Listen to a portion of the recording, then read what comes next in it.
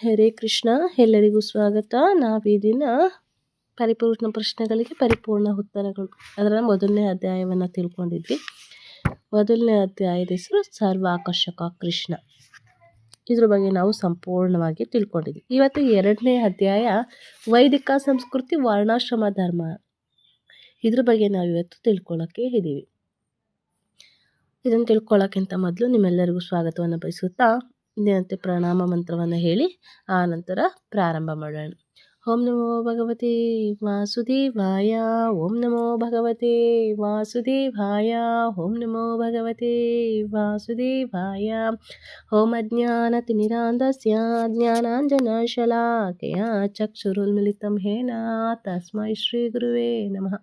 ನಮಃ ಓಂ ವಿಷ್ಣುಪಾದಾಯ ಕೃಷ್ಣಪ್ರೇಷ್ಠಾಯ ಭೂತಲೆ ಶ್ರೀಮತಿ ಭಕ್ತಿವೇದಾಂತ ಸ್ವಾಮಿ ಇತಿ ನಾಮಿನೇ. ನಮಸ್ತೆ ಸರಸ್ವತೆ ದೇವೇ ಗೌರವಾಣಿ ಪ್ರಚಾರಿಣೆ ನಿರ್ವಿಶೇಷ ಶೂನ್ಯವಾದಿ ಪಾಶ್ಚಾತ್ಯ ದೇಶತಾರಿಣಿ.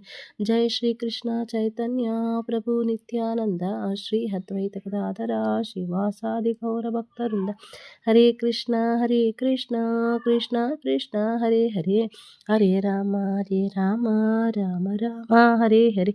ಹರೇ ಕೃಷ್ಣ ಕೃಷ್ಣ ಕೃಷ್ಣ ಹರೇ ಹರೇ, ಹರೇ ರಾಮ ರಾಮ ರಾಮ ಹರೇ ಹರೇ.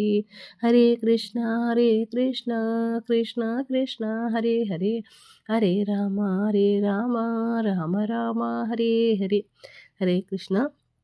ಅಧ್ಯಾಯ 2 ವೈದಿಕ ಸಂಸ್ಕೃತಿ ವರ್ಣಾಶ್ರಮ ಧರ್ಮ. ಫೆಬ್ರವರಿ 28, 1972 ನಡೆದಂಥ ಒಂದು ಸಂಭಾಷಣೆ ಇದಾಗಿದೆ. ಬಾಬ್, ಕಾಮವನ್ನು ಕುರಿತು ನಿಮ್ಮ ಭಾವನೆ ಏನು ಎಂದು ಭಕ್ತರಲ್ಲಿ ನಾನು ಕೇಳಿದೆ. ಅವರ ಅಭಿಪ್ರಾಯ ನನಗೆ ವಿಷಾದವಾಯಿತು. ನನಗೂ ಅವರಂತೆ ನಡೆದುಕೊಳ್ಳುವುದು ಸಾಧ್ಯವಾದೀತು ಅನಿಸುವುದಿಲ್ಲ. ಈ ಬೇಸಿಗೆ ಕೊನೆಯಲ್ಲಿ ನಾನು ವಿವಾಹವಾಗುತ್ತಿದ್ದೇನೆ. ಶ್ರೀಲ ಪ್ರಭುಪಾದರು ಅವರು ಪ್ರಶ್ನೆಯನ್ನು ಕೇಳ್ತಾ ಇದ್ದಾರೆ. ಕಾಮವನ್ನು ಕುರಿತು ಬೇರೆ ಭಕ್ತರ ಹತ್ರ ಅವರು ಪ್ರಶ್ನೆಯನ್ನು ಮಾಡಿದ್ರಂತೆ, ಅವ್ರ ಭಾವನೆಗಳನ್ನ ಕೇಳಿದ್ರಂತೆ. ಅದಕ್ಕೆ ಅವರು ಏನೋ ಒಂದು ವಿಷಾದವನ್ನು ವ್ಯಕ್ತಪಡಿಸಿ ಅವರ ಅಭಿಪ್ರಾಯವನ್ನು ಹೇಳಿದರು. ಆದರೆ ಅದು ನನಗೀಗ ಸಾಧ್ಯವಾಗುವುದಿಲ್ಲ ಅಂತ ಅನ್ನಿಸ್ತಾ ಇದೆ. ನಾನು ಈ ಬೇಸಿಗೆ ಕೊನೆಯಲ್ಲಿ ಮದುವೆ ಆಗ್ತಾ ಇದ್ದೀನಿ ಅನ್ನೋ ಪ್ರಶ್ನೆಯನ್ನು ಅವರು ಕೇಳ್ತಾ ಇದ್ದಾರೆ. ಅದಕ್ಕೆ ನಮ್ಮ ಗುರು ಹೇಳ್ತಾರೆ ಮತ್ತೆ ಮುಂದುವರೆದು ಹೇಳ್ತಾರೆ, ಈ ಬೇಸಿಗೆ ಕೊನೆಯಲ್ಲಿ ಅಂದರೆ ಸೆಪ್ಟೆಂಬರ್ ಅಥವಾ ಆಗಸ್ಟ್ನಲ್ಲಿ ಅಮೇರಿಕಕ್ಕೆ ಹಿಂದಿರುಗುವ ಮೇಲೆ ನಾನು ವಿವಾಹವಾಗುತ್ತಿದ್ದೇನೆ. ಗೃಹಸ್ಥನಾದವನು ಸಂತಾನವನ್ನು ಪಡೆಯುವುದಕ್ಕಾಗಿ ಮಾತ್ರ ಲೈಂಗಿಕ ಸಂಪರ್ಕವನ್ನು ಹೊಂದಬೇಕು ಎಂದು ಈ ಭಕ್ತರು ಹೇಳುತ್ತಾರೆ. ಅಂತಹ ಸನ್ನಿವೇಶದಲ್ಲಿ ನನ್ನನ್ನು ಕಲ್ಪಿಸಿಕೊಳ್ಳುವುದು ನನಗೆ ಸಾಧ್ಯವಿಲ್ಲ. ಲೌಕಿಕ ಪ್ರಪಂಚದಲ್ಲಿರುವ ವ್ಯಕ್ತಿಯು ಎಂಥ ಕಾಮಜೀವನವನ್ನು ನಡೆಸಬಹುದು? ಮುಂದುವರೆದವರು ಪ್ರಶ್ನೆಯನ್ನು ಕೇಳ್ತಾ ಇದ್ದಾರೆ. ಅಂದರೆ ನಾನು ಅಮೇರಿಕಕ್ಕೆ ಹೋಗ್ತಾ ಇದ್ದೀನಿ, ಹೋದ್ಮೇಲೆ ನಾನು ಅಲ್ಲಿ ವಿವಾಹ ಆಗ್ತೀನಿ. ನಾನೊಬ್ಬ ಗೃಹಸ್ಥ ಆಗಿ ಭಕ್ತರು ಹೇಳ್ತಾ ಇದ್ದಾರೆ, ಒಬ್ಬ ಗೃಹಸ್ಥ ಆದವನು ಅವನ ಲೈಂಗಿಕ ಸಂಪರ್ಕವನ್ನು ಮಕ್ಕಳ ಸಂತಾನವನ್ನು ಪಡೆಯುವುದಕ್ಕೆ ಮಾತ್ರ ಲೈಂಗಿಕ ಸಂಪರ್ಕವನ್ನು ಹೊಂದಬೇಕು ಅಂತ ಹೇಳ್ತಾ ಇದ್ದಾರೆ. ಈಗ ಈ ಲೌಕಿಕ ಪ್ರಪಂಚದಲ್ಲಿ ವ್ಯಕ್ತಿ ಎಂತಹ ಕಾಮ ಜೀವನವನ್ನು ನಡೆಸಬೇಕು ಅನ್ನೋದನ್ನ ಪ್ರಶ್ನೆಯನ್ನು ಕೇಳ್ತಾ ಇದ್ದಾರೆ. ಅದಕ್ಕೆ ಗುರು ಹೇಳ್ತಾ ಇದ್ದಾರೆ, ಶ್ರೀಲಾ ಪ್ರಭುಪಾದರು ಕಾಮ ಜೀವನವನ್ನು ಸಂಪೂರ್ಣವಾಗಿ ತೊರೆಯಬೇಕು ಎನ್ನುವುದು ವೈದಿಕ ಸಿದ್ಧಾಂತ. ಲೌಕಿಕ ಬಂಧನದಿಂದ ಬಿಡುಗಡೆ ಹೊಂದುವುದೇ ಸಮಸ್ತ ವೈದಿಕ ಸಿದ್ಧಾಂತದ ಗುರಿ. ಲೌಕಿಕ ಉಪಭೋಗಗಳಿಗೆ ಅನೇಕ ಅನುವೃತ್ತಿಗಳಿವೆ. ಅವುಗಳಲ್ಲಿ ಕಾಮಜೀವನವು ಅತ್ಯಂತ ಉಪಭೋಗ.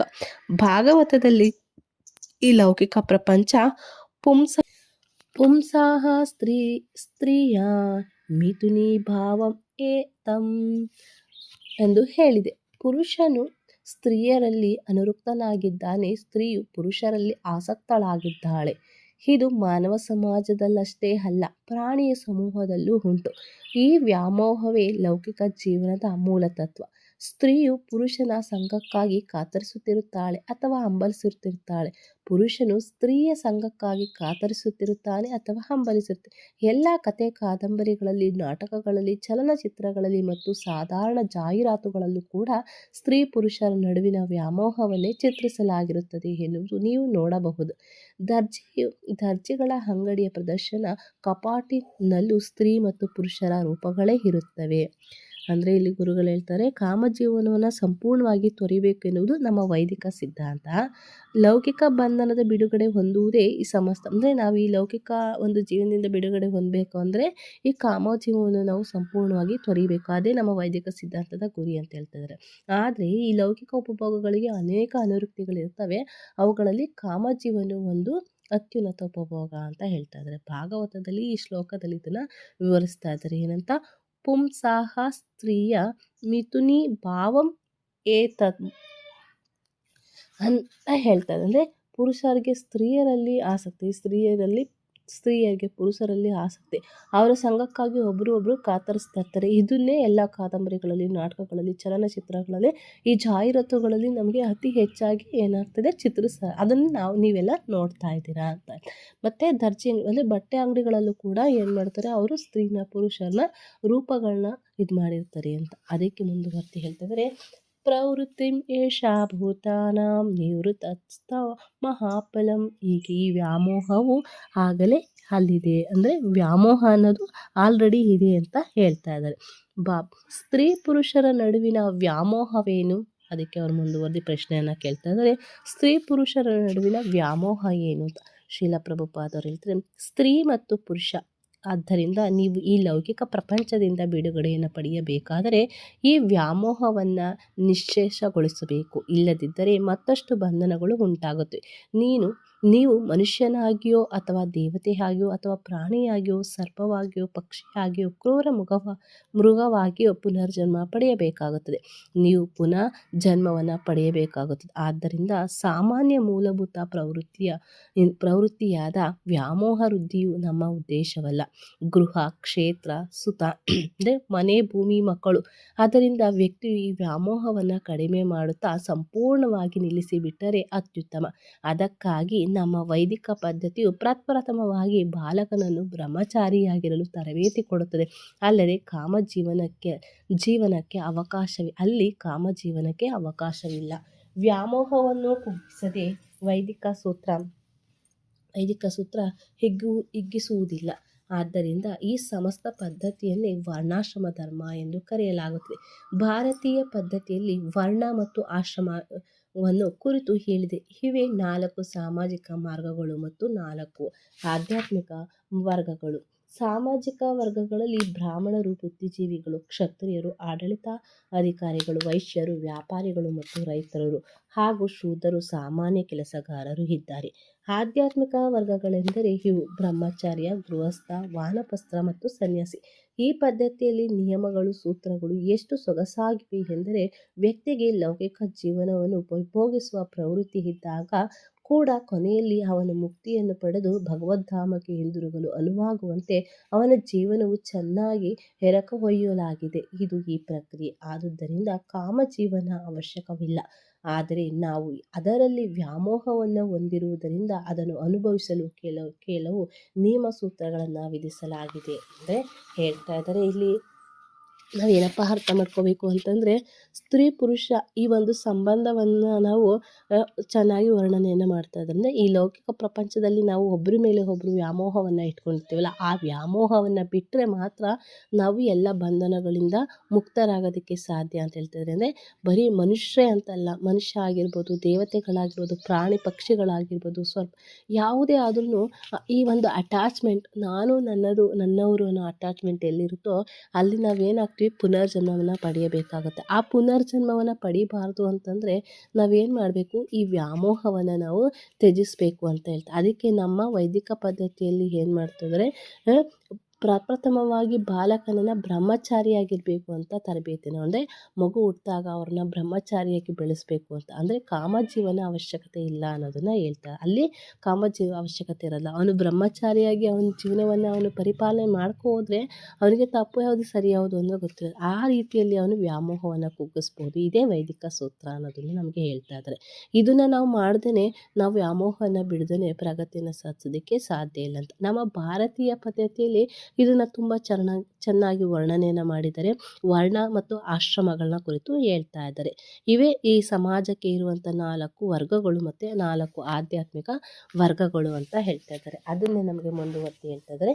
ಬ್ರಾಹ್ಮಣರು, ಕ್ಷತ್ರಿಯರು, ವೈಶ್ಯರು, ಶೂದ್ರರು. ಈ ಬ್ರಾಹ್ಮಣರು ಬುದ್ಧಿಜೀವಿಗಳು, ಕ್ಷತ್ರಿಯರು ಆಡಳಿತಾಧಿಕಾರಿಗಳಾಗಿರ್ತಾರೆ, ವೈಶ್ಯರು ವ್ಯಾಪಾರಿಗಳು ಮತ್ತು ರೈತರನ್ನ ವೈಶ್ಯರು ಅಂತ ಕರಿತೀವಿ, ಮತ್ತು ಶೂದ್ರರು ಸಾಮಾನ್ಯ ಕೆಲಸಗಾರರು ಇದ್ದಾರೆ. ಇದನ್ನೇ ಆಧ್ಯಾತ್ಮಿಕದಲ್ಲಿ ಹೇಗೆ ವರ್ಗಗಳಿವೆ ಅಂದರೆ ಬ್ರಹ್ಮಚಾರ್ಯ, ಗೃಹಸ್ಥ, ವಾನಪ್ರಸ್ಥ, ಸನ್ಯಾಸಿ. ಈ 4 ರೀತಿಯ ಜೀವನವನ್ನು ಒಬ್ಬ ಮನುಷ್ಯ ಅದನ್ನು ಮಾಡಬೇಕು. ಅಂದರೆ ಅವನು ಬ್ರಹ್ಮಚಾರ್ಯ ಜೀವನವನ್ನು ಮಾಡಿ ಆಮೇಲೆ ಗೃಹಸ್ಥನಾಗಿ ಆಮೇಲೆ ಅವನು ವಾನಪ್ರಸ್ಥ, ಸನ್ಯಾಸ. ಈ ರೀತಿ ಪದ್ಧತಿಯನ್ನು, ನಿಯಮಗಳು ಏನನ್ನು ನಮಗೆ ವೈದಿಕ ಶಾಸ್ತ್ರದಲ್ಲಿ ಅಂದರೆ ನಮಗೆ ನಮ್ಮ ಭಗವದ್ಗೀತೆಯಲ್ಲಿ ಇದನ್ನು ತುಂಬ ಸ್ಪಷ್ಟವಾಗಿ ಸೊಗಸಾಗಿ ವರ್ಣಿಸಿದ್ದಾರೆ. ಅದನ್ನು ಯಾರು ಅರ್ಥ ಮಾಡ್ಕೋತಾರೋ ಆ ವ್ಯಕ್ತಿ ಏನಾಗ್ತಾನೆ, ಎಲ್ಲವನ್ನ ಈ ವ್ಯಕ್ತಿ ಲೌಕಿಕ ಜೀವನವನ್ನು ಉಪಭೋಗಿಸುವ ಪ್ರವೃತ್ತಿ ಇದ್ದಾಗಲೂ ಕೂಡ ಅವನ ಕೊನೆಯಲ್ಲಿ ಏನು ಮಾಡ್ತಾನೆ, ಮುಕ್ತಿಯನ್ನು ಪಡೆದು ಭಗವಂತ ಧಾಮಕ್ಕೆ ಹೋಗೋದು ಹೇಗೆ ಅದನ್ನು ಹಿಂದಿರುಗಲು ಅನುವಾಗುವಂತೆ ಅವನ ಜೀವನವನ್ನು ಚೆನ್ನಾಗಿ ಎರೆಕವಯಲಾಗಿದೆ. ಅದನ್ನು ನಮಗೆ ಭಗವದ್ಗೀತೆಯಲ್ಲಿ ತಿಳಿಸ್ಕೊಡ್ತದೆ. ಇದೇ ಈ ಪ್ರಕ್ರಿಯೆ ಅನ್ನೋದನ್ನು. ಆದ್ದರಿಂದ ಕಾಮಜೀವ ಅವಶ್ಯಕವಲ್ಲ ಅಂತ ಹೇಳ್ತಾ ಇದ್ದಾರೆ. ಆದರೆ ನಾವು ಅದರಲ್ಲಿ ವ್ಯಾಮೋಹವನ್ನು ಹೊಂದಿರೋದ್ರಿಂದ ನಮ್ಗೆ ಏನಾಗ್ತಾ ಇದೆ, ಅದನ್ನು ಅನುಭವಿಸಲು ಕೆಲವು ನಿಯಮ ಸೂತ್ರಗಳನ್ನು ನಾವೇ ವಿಧಿಸ್ಕೊಳ್ಳಾಗಿದ್ದೀವಿ ಅಂತ ಹೇಳ್ತಾರೆ.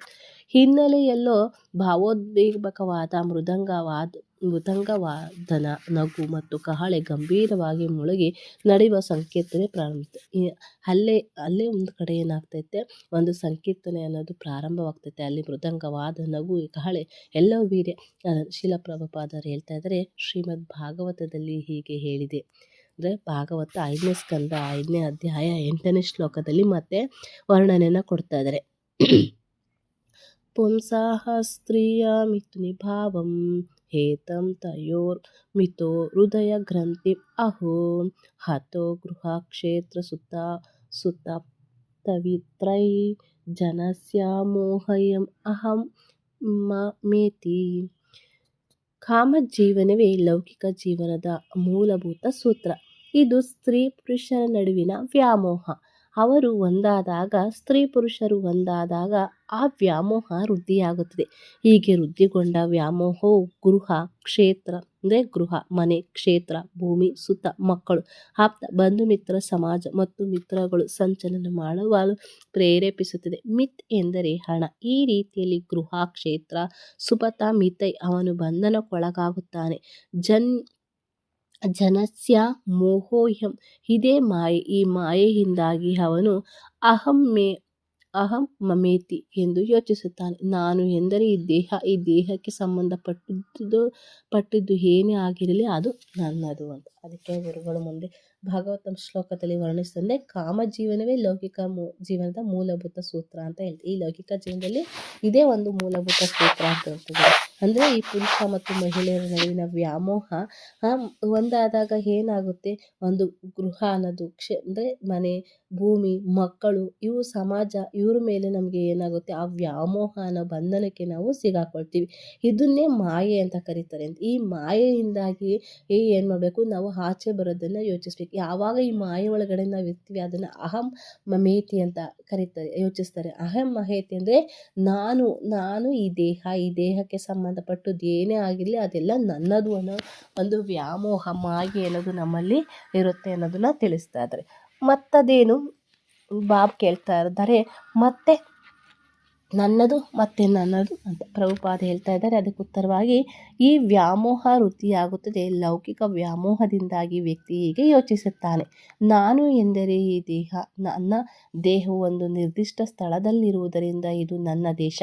ಈ ಯೋಚನೆ ಹೀಗೆಯೇ ಮುಂದುವರಿಯುತ್ತದೆ. ನಾನು ಅಮೇರಿಕನ್, ನಾನು ಭಾರತೀಯ, ನಾನು ಜರ್ಮನ್, ಅದು ನಂದು, ನಾನು ಇದು, ಈ ದೇಹ ಇದು ನನ್ನ ದೇಶ, ನನ್ನ ದೇಶಕ್ಕಾಗಿ ಮತ್ತು ಸಮಾಜಕ್ಕಾಗಿ ನಾನು ಸಮಸ್ತವನ್ನು ತ್ಯಾಗ ಮಾಡುತ್ತೇನೆ. ಹೀಗೆ ಮಾಯೆಯು ವೃದ್ಧಿಸುತ್ತದೆ. ಈ ಮಾಯೆಯಲ್ಲಿರುತ್ತಾ ವ್ಯಕ್ತಿಯು ಸತ್ತಾಗ ಇನ್ನೊಂದು ದೇಹವನ್ನು ಪಡೆಯುತ್ತಾನೆ.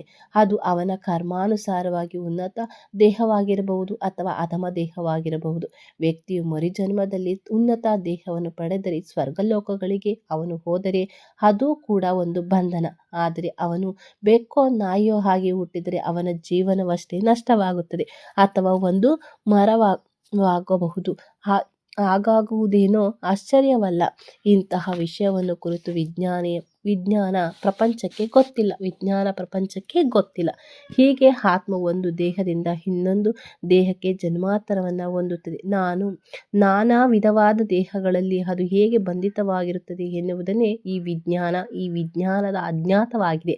ಆದುದರಿಂದ ಅರ್ಜುನನನ್ನು ಪ್ರತಿ ಪಕ್ಷದಲ್ಲಿರುವ ನನ್ನ ಸೋದರನನ್ನು ಕೊಂದರೆ, ನನ್ನ ಪಿತಾಮಹರನ್ನು ಕೊಂದರೆ ಎಂದು ಹೇಳಲಾಗುತ್ತಿರುವಾಗ ಅವನು ಕೇವಲ ಬದುಕನ್ನು ಕುರಿತು ದೈಹಿಕ ದೃಷ್ಟಿಯಿಂದ ಯೋಚಿಸುತ್ತಿದ್ದಾನೆ. ಆದರೆ ಅವನ ಸಮಸ್ಯೆ ಪರಿಹಾರವಾದಾಗ ಅವನು ಕೃಷ್ಣನಿಗೆ ಶರಣಾಗಿ ಅವನನ್ನು ತನ್ನ ಗುರುವಾಗಿ ಸ್ವೀಕರಿಸುತ್ತಾನೆ.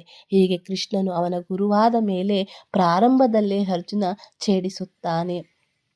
ಇಲ್ಲಿ ಹೇಳ್ತಾ ಇದ್ದಾರೆ, ಈ ವ್ಯಾಮೋಹ ಅನ್ನೋದು ಅಂದರೆ ನಾನು, ನನ್ನ ದೇಹ, ಇದು ನಂದು, ನನ್ನವರು ಅನ್ನೋ ವ್ಯಾಮೋಹ ಅಂದರೆ ವೃದ್ಧಿ ಆದಾಗ ನಾವೇನು ಮಾಡ್ತೀವಿ, ಇದು ನನ್ನ ದೇಹ, ಇದು ನನ್ನ ಸ್ಥಳ, ಇದು ನನ್ನ ದೇಶ, ನಾನು ಅಮೇರಿಕನ್, ನಾನು ಭಾರತೀಯ, ಹೀಗೆ ನಾವು ಗುರುತಿಸ್ಕೊಳ್ತೀವಿ. ನನ್ನ ಸಮಾಜ, ನನ್ನ ದೇಶಕ್ಕಾಗಿ ನಾನು ಎಲ್ಲವನ್ನ ಹೀಗೆ ಮಾಡೋದ್ರಿಂದ ಏನಾಗ್ತದೆ, ನಮ್ಮಲ್ಲಿ ಮಾಯೆ ಅನ್ನೋದು ವೃದ್ಧಿಸ್ತಾ ಹೋಗ್ತಾ ಇದೆ. ಯಾವಾಗ ಮಾಯೆ ಅನ್ನೋದು ಜಾಸ್ತಿ ಆಗ್ತಾ ಇದೆ, ವ್ಯಕ್ತಿ ಸತ್ತಾಗ ಏನು ಮಾಡ್ತಾನೆ, ಇನ್ನೊಂದು ದೇಹವನ್ನು ಪಡ್ಕೋತಾನೆ. ಆದರೆ ಅವನ ಕರ್ಮಾನುಸಾರ ಅವನಿಗೆ ಉತ್ತಮ ದೇಹನಾರು ಸಿಗ್ಬೋದು ಅಥವಾ ಅಧಮ ದೇಹನಾರು ಸಿಗ್ಬೋದು. ಉತ್ತಮ ದೇಹ ಸಿಕ್ಕಿದ್ರೆ ಅವನು ಮುಂದೆ ಇನ್ನೊಂದು ಸ್ವಲ್ಪ ಭಕ್ತಿಯನ್ನು ಮಾಡಿ ಹೋಗ್ಬೋದು. ಅಂದರೆ ಆ ದೇಹವನ್ನು ಪಡೆದು ಅವನೇನು ಮಾಡ್ಬೋದು, ಅಲ್ಲಿ ಬಂಧನದಿಂದ ಬಿಡುಗಡೆ ಆಗೋದಕ್ಕೆ ಅವಕಾಶ, ಅಂದರೆ ಮತ್ತೆ ಶ್ರಮ ತಗೋಬೇಕು. ಆದರೆ ಅವ್ನು ನಾಯಿನೋ ಬೆಕ್ಕೋ ಆದರೆ ಅವನ ಜೀವನ ಅಲ್ಲಿ ನಷ್ಟವಾಗ್ಬಿಡುತ್ತೆ. ಅದರಲ್ಲಿ ಮರ ಆಗ್ಬೋದು, ಏನೋ ಒಂದು ಆಗ್ಬೋದು, ಅದರಲ್ಲಿ ಯಾವುದೇ ರೀತಿ ಆಶ್ಚರ್ಯ ಪಡುವಂಥ ವಿಷಯ ಏನಿಲ್ಲ. ಇದನ್ನೇ ಈ ಪ್ರಪಂಚ ವಿಜ್ಞಾನಕ್ಕೆ ಇದು ಗೊತ್ತಿಲ್ಲ. ಹಾಗಾಗಿ ಏನಾಗ್ತದೆ, ಆತ್ಮ ಒಂದು ದೇಹದಿಂದ ಇನ್ನೊಂದು ದೇಹಕ್ಕೆ ಹೋಗುತ್ತೆ ಅನ್ನೋದು ಅವರಿಗೆ ಅರಿವಿಲ್ಲ. ಈಗ ಅರ್ಜುನನು ನಾವು ನೋಡ್ಬೋದು, ಭಗವದ್ಗೀತೆ ಮೊದಲನೇ ಅಧ್ಯಾಯದಲ್ಲಿ ಅರ್ಜುನ ಏನು ಮಾಡ್ತಾನೆ, ಇವ್ರು ನನ್ನ ಬಂಧುಗಳು, ನನ್ನ ಅಣ್ಣ ತಮ್ಮರು, ನನ್ನ ಪಿತಾಮಹರು ಅಂತ ಹೇಳ್ತಾರೆ. ಅವನಲ್ಲಿ ದೇಹದ ಬದುಕಾಗಿ ದೈಹಿಕವಾದ ದೃಷ್ಟಿಯಿಂದ ಯೋಚಿಸ್ತಾ ಇದ್ದ. ಆದರೆ ಅವನು ಆ ಸಮಸ್ಯೆ ಆಗ ಪರಿಹಾರ ಆಗಲಿಲ್ಲ. ಅದೇ ಅವನು ಕೃಷ್ಣನಿಗೆ ಶರಣಾಗತಿ ಆದಾಗ, ತನ್ನ ಗುರುವಾಗಿ ಕೃಷ್ಣನನ್ನು ಸ್ವೀಕರಿಸಿದಾಗ ಅವನಿಗೇನಾಗ್ತು, ಪ್ರಾರಂಭದಲ್ಲಿ ಅರ್ಜುನ ಛೇಡಿಸ್ತಾನೆ. ಅದನ್ನು 2ನೇ ಅಧ್ಯಾಯ 11ನೇ ಶ್ಲೋಕದಲ್ಲಿ ಹೀಗೆ ಹೇಳ್ತಾರೆ, ಶೋಚತ್ವಂ ಪ್ರಜಾಂ ವೇದಾಶ್ಚ ಭಾಷಸೆ ಗತಾಸು ನ ಗತಾಸುಂ ಚ ನ ಶೋಚಯತಿ ಪಂಡಿತಃ. ಈ ಶ್ಲೋಕದಲ್ಲಿ ಹೇಳ್ತಾ ಇದ್ದಾರೆ, ನೀನು ವಿದ್ವಾಂಸನಂತೆ ಮಾತನಾಡುತ್ತಿದ್ದೀಯ, ಆದರೆ ನೀನು ಮೂರ್ಖ ಶಿಖಾಮಣಿ, ಏಕೆಂದರೆ ನೀನು ಬದುಕನ್ನು ದೈಹಿಕ ದೃಷ್ಟಿಯಿಂದ ಗ್ರಹಿಸಿ ಮಾತನಾಡುತ್ತಿದ್ದೀಯ. ಹೀಗೆ ಈ ಕಾಮಜೀವನವು ಬದುಕಿನ ದೈಹಿಕ ದೃಷ್ಟಿಯಿಂದ ವರ್ಧಿಸುತ್ತದೆ. ಆದ್ದರಿಂದ ಇಡೀ ಪ್ರಕ್ರಿಯೆ ಇದನ್ನು ನಿಷ್ಕ್ರಿಯಗೊಳಿಸುತ್ತದೆ. ಅಂದರೆ ಅರ್ಜುನನಿಗೆ ಭಗವಂತ ಹೇಳ್ತಾ ಇದ್ದಾರೆ, ನೀನೊಬ್ಬ ಮೂರ್ಖ ವಿದ್ವಾಂಸನಂತೆ, ಎಲ್ಲ ತಿಳ್ಕೊಂಡಿರೋ ವಿದ್ವಾಂಸನಂತೆ ಮಾತಾಡ್ತಾ ಇದೆಯಾ, ಆದರೆ ನೀನು ಮೂರ್ಖ ಶಿಖಾಮಣಿ ಅಂತ ಹೇಳ್ತೀವಿ. ಯಾಕೆ, ಈ ಬದುಕು ಅನ್ನೋಂಥದ್ದನ್ನ ನೀನು ದೈಹಿಕ ದೃಷ್ಟಿಯಿಂದ ಗ್ರಹಿಸ್ತಾ ಇದೆಯಾ, ಮಾತನಾಡ್ತಾ ಇದೆಯಾ. ಹೀಗೆ ನಮ್ಮ ಕಾಮ ಅನ್ನುವಂಥದ್ದು ನಮ್ಮನ್ನು ಈ ದೈಹಿಕ ದೃಷ್ಟಿಯಿಂದಲೇ ವರ್ಧಿಸುತ್ತೆ. ಹಾಗಾಗಿ ನಾವೇನು ಮಾಡ್ತೀವಿ, ಇದನ್ನು ನಿಶ್ಚಯಗೊಳಿಸೋದಕ್ಕೆ ಸಾಧ್ಯ ಇಲ್ಲ. ಮುಂದುವರೆದು ಕೇಳ್ತಾರೆ, ಜೀವನದ ವಿವಿಧ ಹಂತಗಳಲ್ಲಿ ಅದನ್ನು ಕಡಿಮೆ ಮಾಡುತ್ತಾ ಹೋಗುವುದು ಹೇಗೆ. ಅದಕ್ಕೆ ಅವರು ಮುಂದೆ ಈ ನಮ್ಮ ಜೀವನದ ವಿವಿಧ ಹಂತಗಳಲ್ಲಿ ನಾವು ಹೇಗೆ ಇದನ್ನು ಕಡಿಮೆ ಮಾಡ್ತಾ ಹೋಗೋದು ಅನ್ನೋದನ್ನು ಪ್ರಶ್ನೆನ ಕೇಳ್ತಾರೆ. ಅದಕ್ಕೆ ಗುರುಗಳು ಹೇಳ್ತಾ ಇದ್ದಾರೆ, ಹೌದು, ಅದನ್ನು ಕಡಿಮೆ ಮಾಡಬೇಕು. ಒಬ್ಬ ಬಾಲಕನನ್ನು 25 ವರ್ಷಗಳ ಕಾಲ ಕಾಮ ಜೀವನವನ್ನು ನಿರ್ಬಂಧಗೊಳಿಸಿ ವಿದ್ಯಾರ್ಥಿಯಾಗಿ ತರಬೇತಿ ಕೊಡಲಾಗುತ್ತದೆ.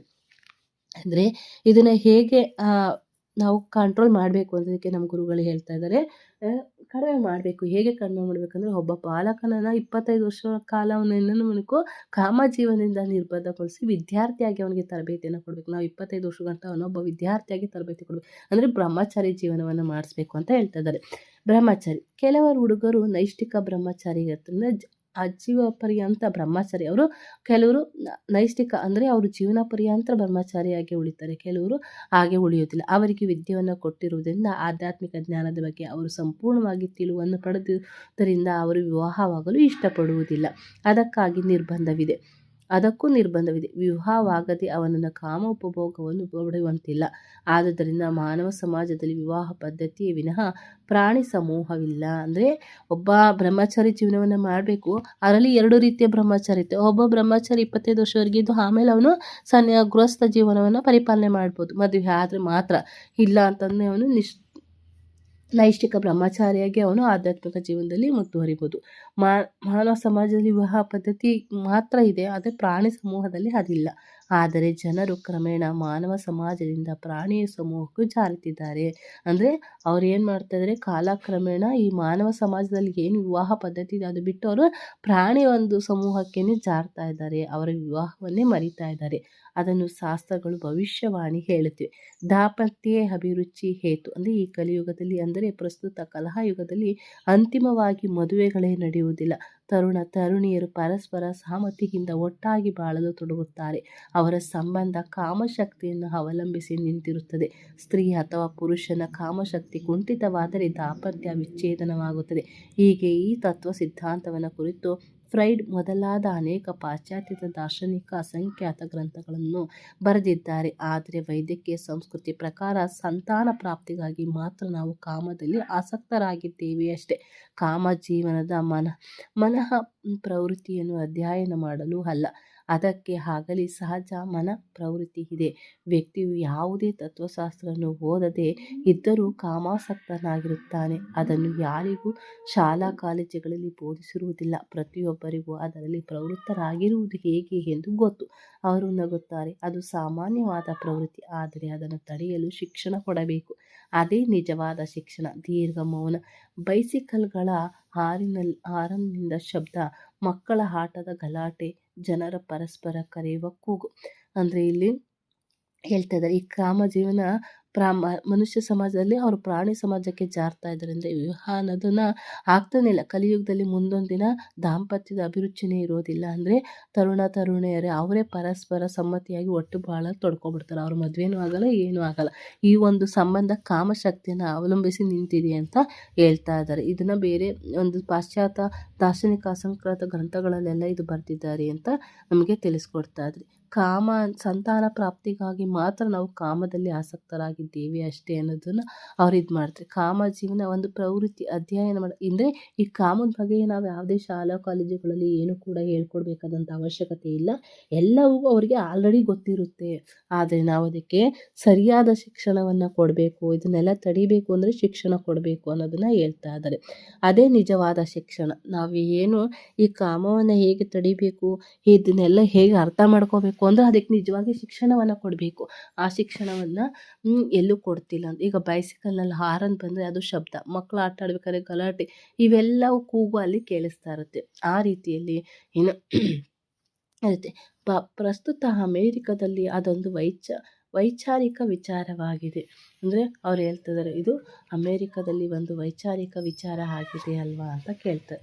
ಅದಕ್ಕೆ ಶ್ರೀಲ ಪ್ರಭುಪಾದರು ಹೇಳ್ತಾರೆ, ಅಮೇರಿಕದಲ್ಲಿ ಸುಧಾರಣೆಗೊಳ್ಳಬೇಕಾದ ಅನೇಕ ಸಂಗತಿಗಳಿವೆ.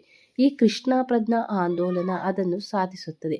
ನಾನು ನಿಮ್ಮ ದೇಶಕ್ಕೆ ಹೋದಾಗ ತರುಣಿಯನ್ನು ಸ್ನೇಹಿತರಂತೆ ಒಟ್ಟಾಗಿ ಬಾಳುವುದನ್ನು ಕಂಡೆ. ಅದನ್ನು ನೋಡಿ ನನ್ನ ವಿದ್ಯಾರ್ಥಿಗಳಿಗೆ ಹೇಳಿದೆ, ನೀವು ಸಂಗಾತಿಗಳಂತೆ ಒಟ್ಟಿಗೆ ಬಾಳಲಾಗದು, ನೀವು ವಿವಾಹವಾಗಬೇಕು ಅಂತ. ಅಂದರೆ ಇವರು ಅಮೇರಿಕದಲ್ಲಿ ಈ ಥರ ಎಲ್ಲ ನಡೀತಿದೆ ಅಲ್ವಾ ಅಂತ ಅವರು ಪ್ರಶ್ನೆಯನ್ನು ಕೇಳ್ತಿದ್ದಾರೆ. ಅದಕ್ಕೆ ಹೇಳ್ತಿದ್ದಾರೆ, ಅಮೇರಿಕದಲ್ಲಿ ಸುಧಾರಣೆ ಆಗಬೇಕಾಗಿರುವಂಥ ಅನೇಕ ಸಂಗತಿಗಳಿವೆ. ಅಲ್ಲಿ ಕೃಷ್ಣ ಪ್ರಜ್ಞಾ ಆಂದೋಲನ ಅದನ್ನು ಸಾಧಿಸ್ತದೆ ಅಂತ ಹೇಳಿದ್ದಾರೆ. ಅಂದರೆ ಮತ್ತೆ ನಾನು ನಿಮ್ಮ ದೇಶಕ್ಕೆ ಬಂದಾಗ ನಾನು ತರುಣಿಯರು ಸ್ನೇಹಿತರಂತೆ ಒಟ್ಟಾಗಿರೋದನ್ನು ಕಂಡೆ. ಅದನ್ನು ನೋಡಿ ನನ್ನ ವಿದ್ಯಾರ್ಥಿಗಳಿಗೆ ಹೇಳಿದೆ, ನೀವು ಸಂಗತಿಗಳಂತೆ ಒಟ್ಟಾಗಿ ಬಾಳಲಾಗದು, ನೀವು ವಿವಾಹ ಆಗಬೇಕು ಅಂತ. ಅದಕ್ಕೆ ಅನೇಕರಿಗೆ ಈಗ ಮದುವೆ ಕೂಡ ಪವಿತ್ರವಾಗಿ ಉಳಿದಿಲ್ಲ. ಆದ್ದರಿಂದ ಅವರಿಗೆ ಮದುವೆಯಲ್ಲಿ ಆಸಕ್ತಿಯೇ ಕಾಣುತ್ತಿಲ್ಲ. ಏಕೆಂದರೆ ಜನರು ಮದುವೆಯಾಗುತ್ತಾರೆ, ಸಾಮರಸ್ಯವಿಲ್ಲದಿದ್ದರೆ ಸುಲಭವಾಗಿ ವಿಚ್ಛೇದನ ಪಡೆಯುತ್ತಾರೆ. ಹೌದು, ಅದು ಉಂಟು. ಅದಕ್ಕೆ ಗುರುಗಳು ಹೇಳ್ತಿದ್ರೆ, ಹೌದು ಅದು ಉಂಟು ನಿಮ್ಮಲ್ಲಿ. ಅದಕ್ಕೆ ಇನ್ನು ಕೆಲವರಿಗೆ ಮದುವೆಯಾಗುವುದೇ ಅರ್ಥಪೂರ್ಣ ಅನಿಸುತ್ತಿಲ್ಲ. ಅದಕ್ಕೆ ಗುರುಗಳು ಹೇಳ್ತಾರೆ, ಹಾಗಲ್ಲ. ಅವರ ಅಭಿಪ್ರಾಯದಲ್ಲಿ ವಿವಾಹ ಎಂದರೆ ಕಾನೂನುಬದ್ಧ ವ್ಯಭಿಚಾರ. ಅವರು ಹೇಗೆ ಭಾವಿಸುತ್ತಾರೆ ಆದರೆ ಅದು ವಿವಾಹವಲ್ಲ. ಆ ಕ್ರಿಶ್ಚಿಯನ್ ಪತ್ರಿಕೆ ವಾಚ್ ಏನು ಅದರ ಹೆಸರು ಅಂತ. ಅದಕ್ಕೆ ಶ್ರೀಲ ಪ್ರಭುಪಾದರು, ಹಾಗಲ್ಲ, ಅದು ಅವರ ಅಭಿಪ್ರಾಯದಲ್ಲಿ ವಿವಾಹ ಅಂದರೆ ಕಾನೂನುಬದ್ಧದಲ್ಲಿ ವ್ಯಭಿಚಾರ ಆಗಿರುತ್ತೆ ಅಂತ ಅವ್ರು ಹೇಳ್ತಿದ್ರು. ಹಾಗೆ ಭಾವಿಸ್ತಾರೆ ಅವರು ಅಂತ. ಆದರೆ ಅದು ವಿವಾಹ ಅಲ್ಲ ಅನ್ನೋದನ್ನು ತಿಳಿಸ್ತಾರೆ. ಶ್ಯಾಮಸುಂದರ ವಾಚ್ ಟವರ್, ಕ್ರಿಶ್ಚಿಯನ್ ಪತ್ರಿಕೆ ವಾಚ್, ಅದರ ಹೆಸರೇನು ಅಂತ ಕೇಳ್ತಿದ್ರೆ ಅದಕ್ಕೆ ಶ್ಯಾಮಸುಂದರ ವಾಚ್ ಟವರ್ ಅಂತ. ಶ್ರೀಲ ಪ್ರಭುಪಾದ ಮುಂದೆ ವಾಚ್ ಟವರ್, ಒಬ್ಬರು ಪಾದ್ರಿಗಳು ಇನ್ನೊಬ್ಬರ ಸಲಿಂಗಿಕಾಮಿ ಪುರುಷರ ನಡುವೆ ವಿವಾಹಕ್ಕೆ ಅವಕಾಶ ಮಾಡಿಕೊಟ್ಟಿರುವುದನ್ನು ಈ ಪತ್ರಿಕೆ ಟೀಕಿಸುತ್ತದೆ. ಈ ಪತ್ರಿಕೆಯಲ್ಲಿ ವಿವಾಹ ಮಾಡಿ ಅಂದರೆ ಪುರುಷರ ನಡುವಿನ ವಿವಾಹಕ್ಕೆ ಅವಕಾಶ ಮಾಡಿಕೊಟ್ಟಿರೋದನ್ನು ಟೀಕಿಸ್ತಾ ಇದೆ ಅಂತ ಹೇಳಿ ಇಂಥ ಸಂಗತಿಗಳೆಲ್ಲ ನಡೆಯುತ್ತಾ ಇವೆ. ಇದನ್ನು ಕೇವಲ ವ್ಯಭಿಚಾರವೆಂದು ಜನರು ಪರಿಗಣಿಸುತ್ತಾರೆ ಅಷ್ಟೇ. ಇಷ್ಟು ದುಬಾರಿ ವೆಚ್ಚದಲ್ಲಿ ಕಾಯಂ ವೇಶ್ಯೆಯೊಬ್ಬಳನ್ನು ಇಟ್ಟುಕೊಳ್ಳುವುದರಿಂದ ಏನು ಪ್ರಯೋಜನ? ಇದು ಇರುವುದೇ ವಾಸಿ ಎಂದು ಜನ ಅಂದರೆ ಈ ರೀತಿ ವೆಚ್ಚವನ್ನು ಕಾಯಂ ಖರ್ಚು ಮಾಡಿ ಒಬ್ಬ ವೇಶ್ಯೆಯನ್ನು ಇಟ್ಕೊಳ್ಳೋಕ್ಕಿಂತ ಹಾಗೆ ಇರೋದು ವಾಸಿ ಅಲ್ವಾ ಅಂತ ಜನ ಯೋಚಿಸ್ತಾರೆ ಅಂತ. ಅದಕ್ಕೆ ಶ್ಯಾಮಸುಂದರ ನೀವು ಹಸು ಮತ್ತು ಮಾರುಕಟ್ಟೆಯ ದೃಷ್ಟಾಂತವನ್ನು ಕೊಡುತ್ತೀರಲ್ಲ, ಅಂದರೆ ನೀವು ಹಸು ಮತ್ತು ಮಾರುಕಟ್ಟೆ ದೃಷ್ಟಾಂತವನ್ನು ಕೊಡ್ತೀರಲ್ಲ ಅಂತ ಹೇಳ್ತಾರೆ. ಅದಕ್ಕೆ ಪ್ರಭುಪಾದವರು ಮುಂದುವರೆದು ಹೇಳ್ತಿದ್ರೆ, ಹೌದು, ಮಾರುಕಟ್ಟೆಯಲ್ಲಿ ಹಾಲು ದೊರೆಯುತ್ತಿರುವಾಗ ಹಸುವನ್ನು ಯಾಕೆ ಸಾಯಿಸಬೇಕು? ಎಲ್ಲರೂ ನಗುತ್ತಾರೆ. ಇದು ಪಾಶ್ಚಾತ್ಯ ದೇಶಗಳಲ್ಲಿರುವ ಅತ್ಯಂತ ಅಸಹಾಯಕರವಾದ ಪರಿಸ್ಥಿತಿ. ಇದನ್ನೇ ನಾವು ನೋಡಿದ್ದೇವೆ. ಇಲ್ಲಿ ಭಾರತದಲ್ಲೂ ಕೂಡ ನಿಧಾನವಾಗಿ ಈ ಪರಿಸ್ಥಿತಿ ಬರುತ್ತಿದೆ. ಆದುದರಿಂದ ಆಧ್ಯಾತ್ಮಿಕ ಜೀವನದ ಅತ್ಯವಶ್ಯಕವಾದ ತತ್ವಗಳನ್ನು ಕುರಿತು ಜನರಿಗೆ ತಿಳಿವನ್ನು ಉಂಟು ಮಾಡಲು ನಾನು ಈ ಕೃಷ್ಣ ಪ್ರಜ್ಞಾ ಆಂದೋಲನವನ್ನು ಪ್ರಾರಂಭಿಸಿದ್ದೇನೆ.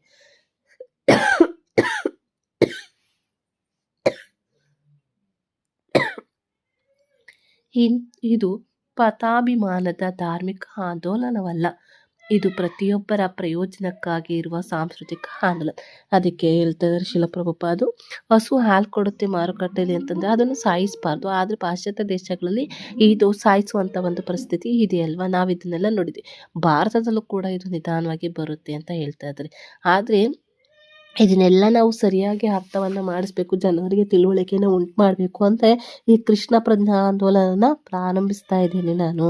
ಅದಕ್ಕೋಸ್ಕರನೇ ನಾವು ಈ ಕೃಷ್ಣ ಪ್ರಜ್ಞಾ ಆಂದೋಲನ ಪ್ರಾರಂಭಿಸ್ತೀವಿ. ಇದು ಏನು ಮಾಡಬೇಕು, ಇದು ಎಲ್ಲ ಕಡೆ ಪ್ರತಿಯೊಬ್ಬರಿಗೂ ಪ್ರಯೋಜನಕ್ಕಾಗಿ ಇರುವಂಥ ಒಂದು ಸಾಂಸ್ಕೃತಿಕ ಆಂದೋಲನವಾಗಿದೆ ಅಂತ ಹೇಳ್ತಾರೆ.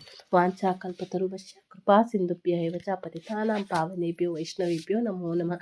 ಹರೇ ಕೃಷ್ಣ ಕೃಷ್ಣ ಕೃಷ್ಣ ಹರೇ ಹರೇ, ಹರೇ ರಾಮ ರಾಮ ರಾಮ ಹರೇ ಹರೇ. ಹರೇ ಕೃಷ್ಣ. ಎಲ್ಲರಿಗೂ ಧನ್ಯವಾದಗಳು.